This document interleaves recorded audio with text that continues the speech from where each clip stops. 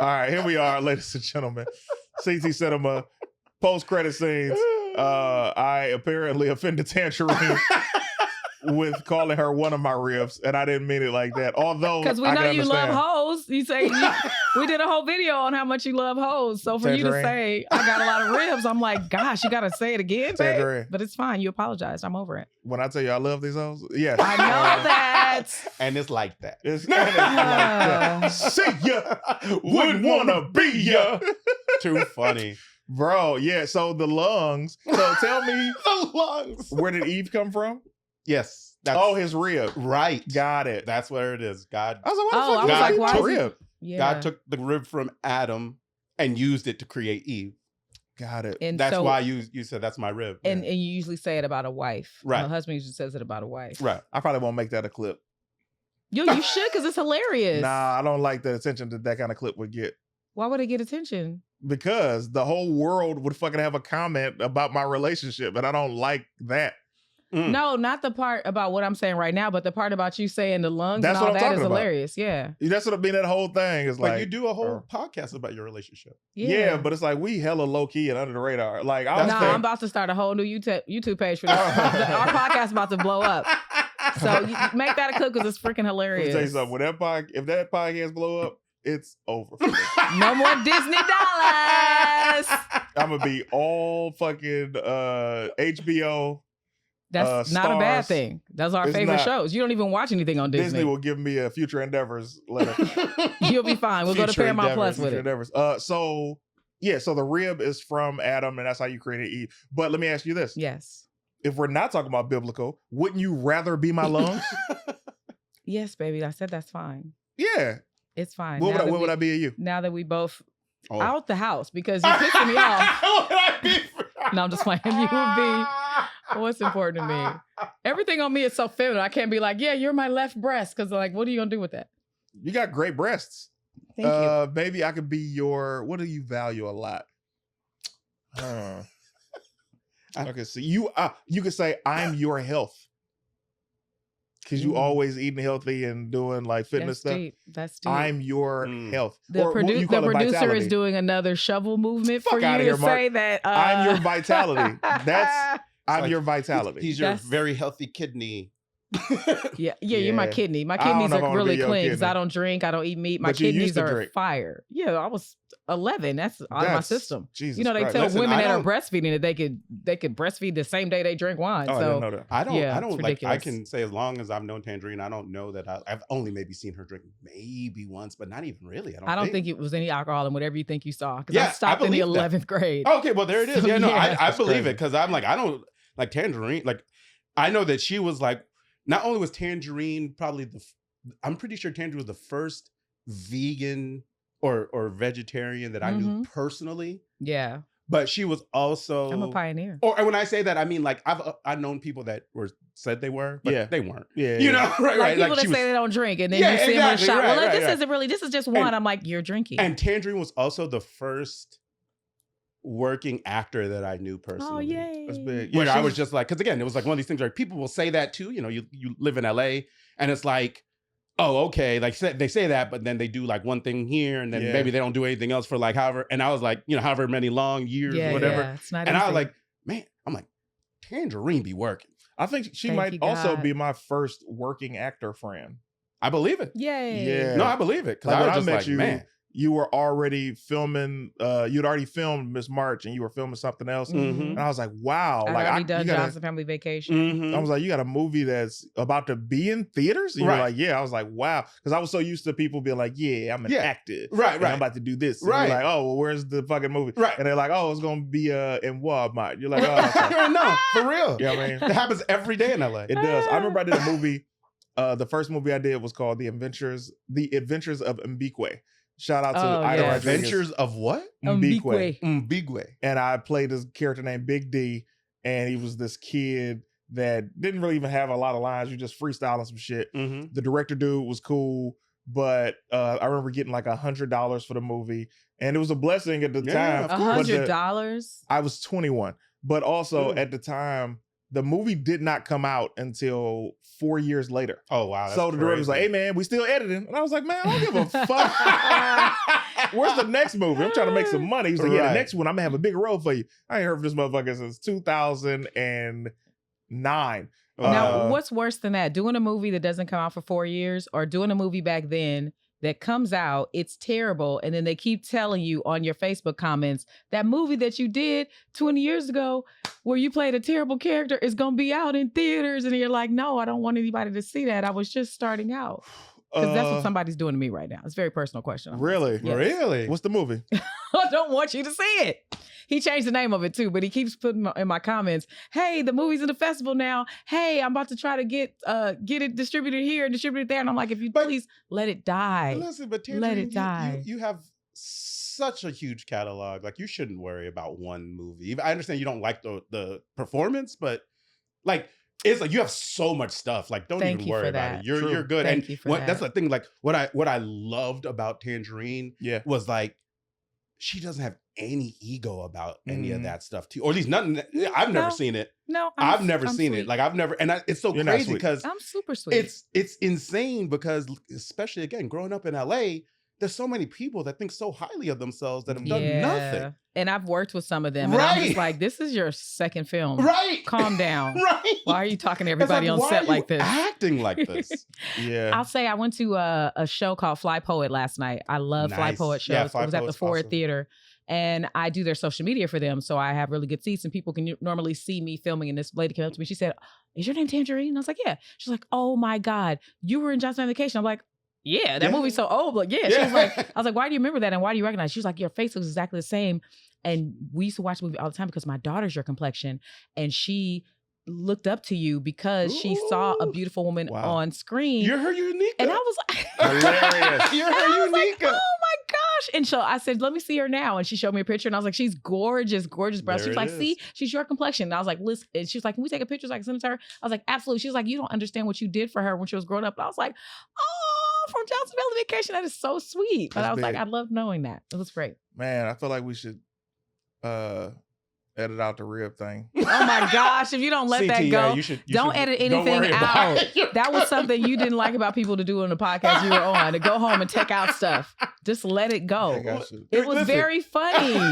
And what you don't understand is a lot of people don't know that reference and where it came from. It's true. So they're going to learn with you, and they're going to be like, man, I feel you, CT. The lung is better. Did we learn it at the end of the episode, or did we learn it at the top of this one? No, he said it. He said it in both.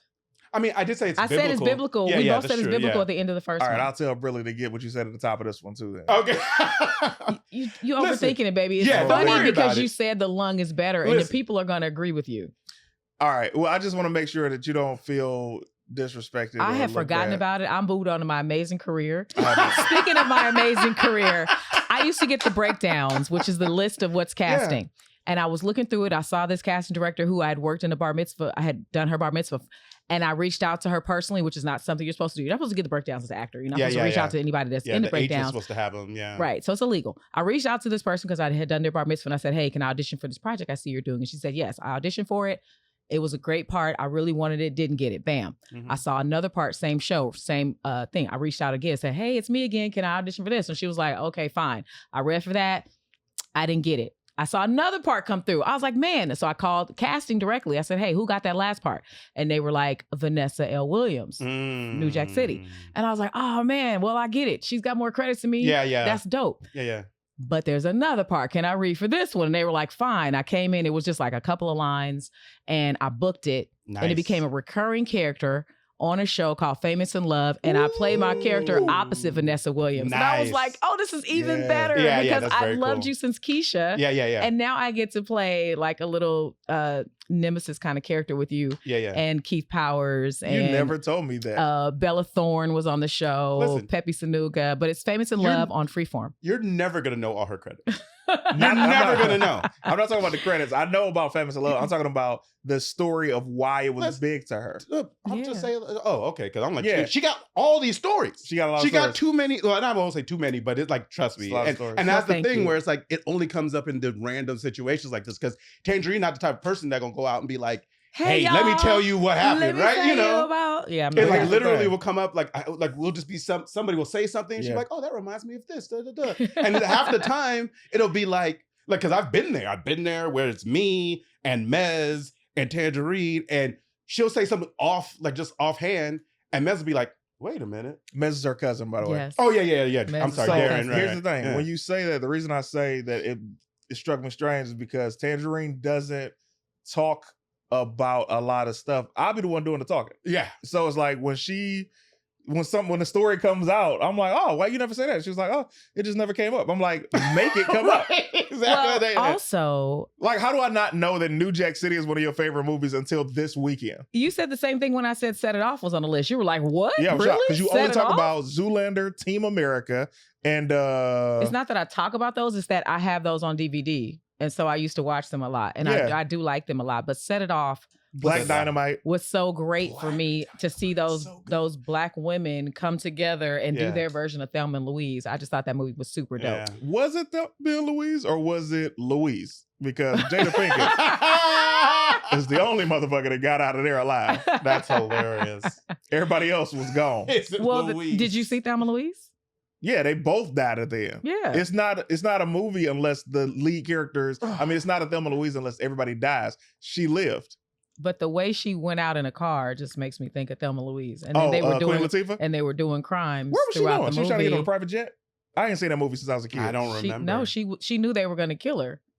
What I'm saying is, she was trying to get on a bus too? Or how was she trying to evade?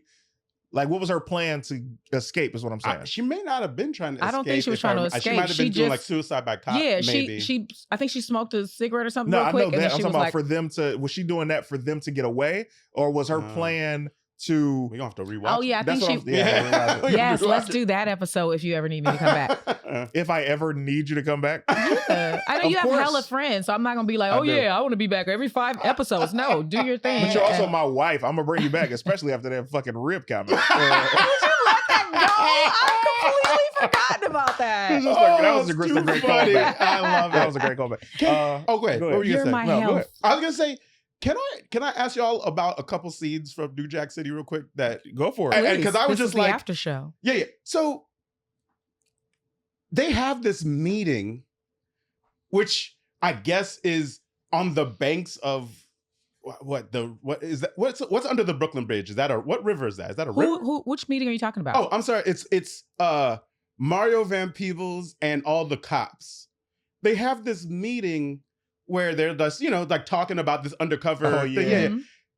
Why did he bring his baby to the meeting? I was gonna. I thought y'all were gonna bring that up because I was like, "Is this isn't mentioned?" And I didn't notice it when I was younger. But he's literally carrying a random baby, and I feel like he must not have been able to get a sitter.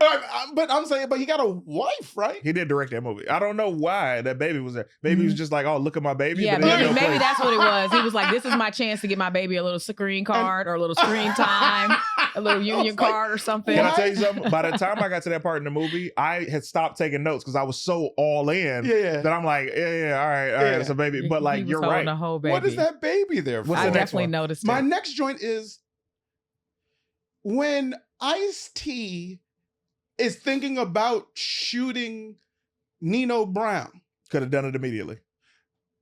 Does he say, "I want to shoot you so bad my dick is hard"? That's written down as one of my favorite quotes. That's what he says, right? Yes. He said that. Yes. Why? Like, yes. What? Yeah, that was kind of a weird line. He definitely said that. That's really weird, right? Am I tripping? No, you're not. Like, because I'm like, maybe I don't remember the 80s. And he was wearing eyeliner. So, eyeliner and telling a man that he's making your dick hard is a choice that Ice-T made and went with. Facts. I feel like if I was the dude on the other end of the gun. You gonna say that out loud? No.